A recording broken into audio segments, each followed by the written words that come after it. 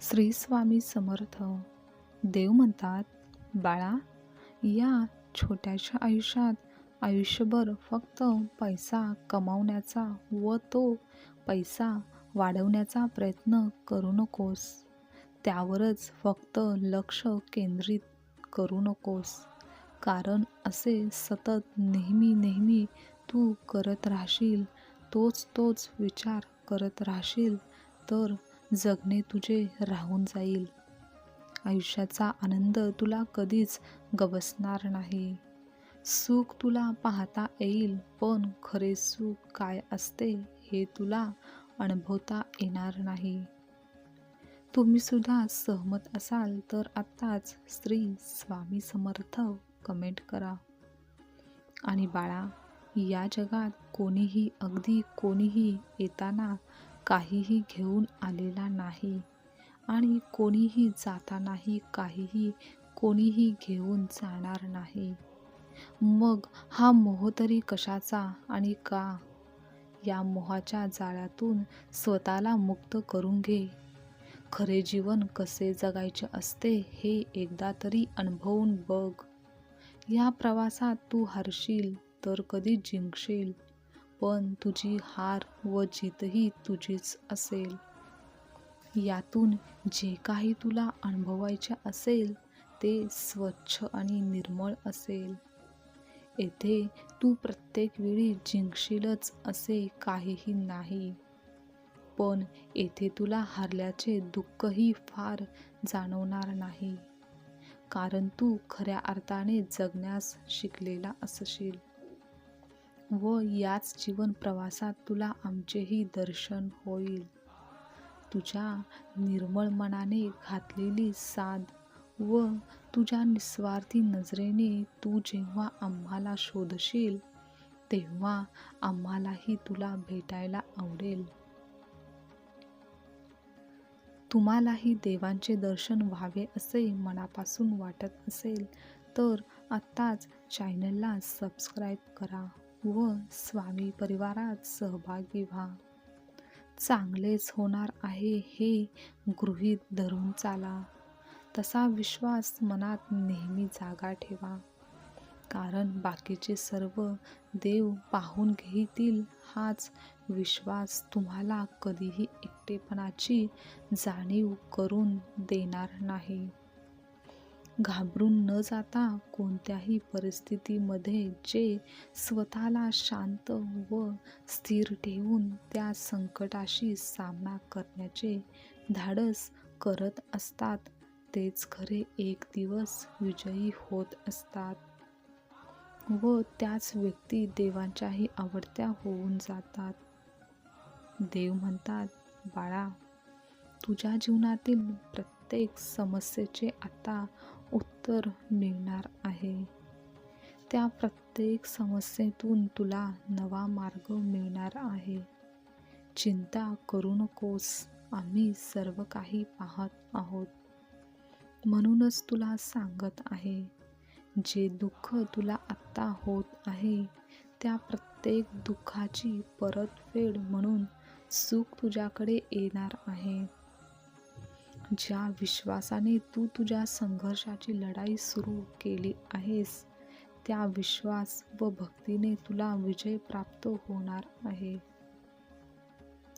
आम्ही कोठेही गेलेलो नाही. आम्ही तर आमच्या प्रत्येक भक्ताच्या हाकेला धावून येत असतो. म्हणून तू सुद्धा आमचाच भक्त आहेस.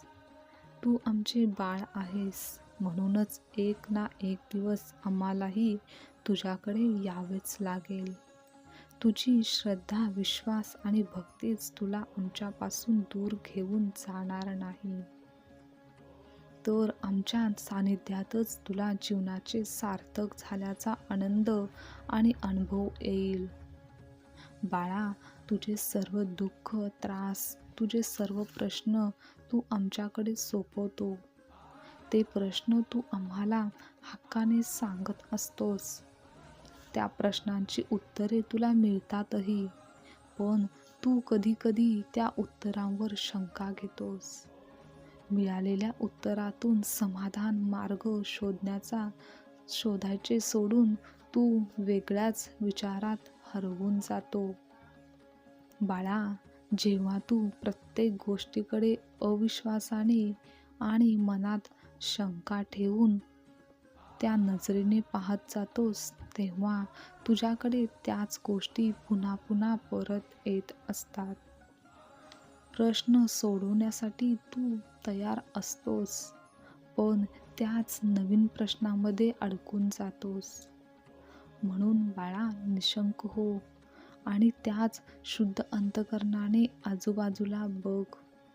आमच्याकडे बघ, म्हणजे मग तुला तुझे दुःख मोठे कधीच वाटणार नाही. तुझ्या समस्येचे निराकरण कधी व कसे होईल हे तुला देखील कळणार नाही. आणि आमच्या भक्तीत तू आहेस तर कशाला व्यर्थ विचारामध्ये हरवून जात आहेस. मनाला नेहमीच निशंक ठेवून तू तुझे काम करण्यास सुरुवात कर. तुझ्या प्रत्येक कामाला यशात बदलण्यासाठी आम्ही नेहमीच समर्थ आहे. हे तू कधीच विसरू नकोस. मग आता करशील ना सुरुवात निशंक मनाने? तुम्ही सुद्धा देवांच्या साथीने निशंक होऊन तुमचे काम करण्यास तयार असाल तर आत्ताच हो देवा, मी तयार आहे कमेंट करा. देव प्रत्येक ठिकाणी असतात. ते प्रत्येक रूपात येत असतात. जे लोक देवांची भक्ती निस्वार्थी निशंक मनाने करत असतात त्यांना देव कधीही एकटे सोडतच नाहीत. तर अशा भक्ताच्या भक्तीमध्ये देवसुद्धा रंगून जाण्यास तयार असतात. म्हणूनच देवांची सेवा भक्ती करताना कधीही आपण कमी पडता कामा नये.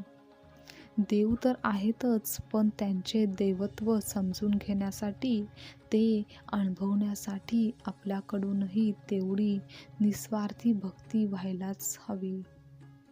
हे सुद्धा तितकेच खरे आणि सत्य आहे. भक्तीमध्ये खूप जास्त ताकद आहे. देव म्हणतात, बाळा,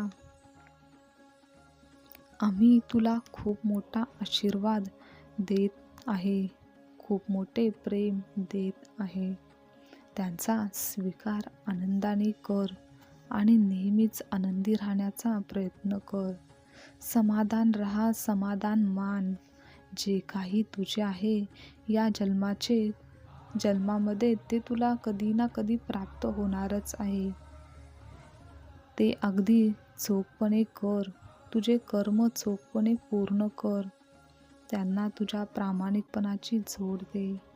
भक्ती कर, सेवा कर आणि नाम घ्यायला कधीही विसरू नकोस. तुम्ही सुद्धा स्वामींचे नाम नेहमी घेता का? स्वामींना स्मरण नेहमी करत असाल तर आत्ताच श्री स्वामी समर्थ कमेंट करा. देव म्हणतात, बाळा, तू जे काही काम करत आहेस त्या प्रत्येक कृतीमध्ये आम्हाला स्मरण कर. म्हणजे मग आमची सोबत तुला असल्याचा भास होईल.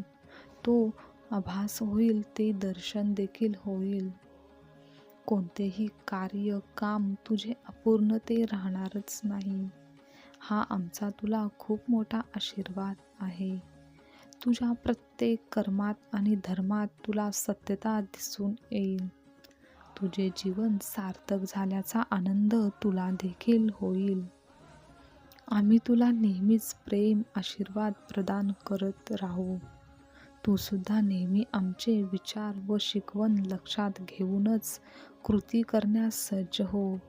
नाम घे, नामात राहा, स्मरण कर.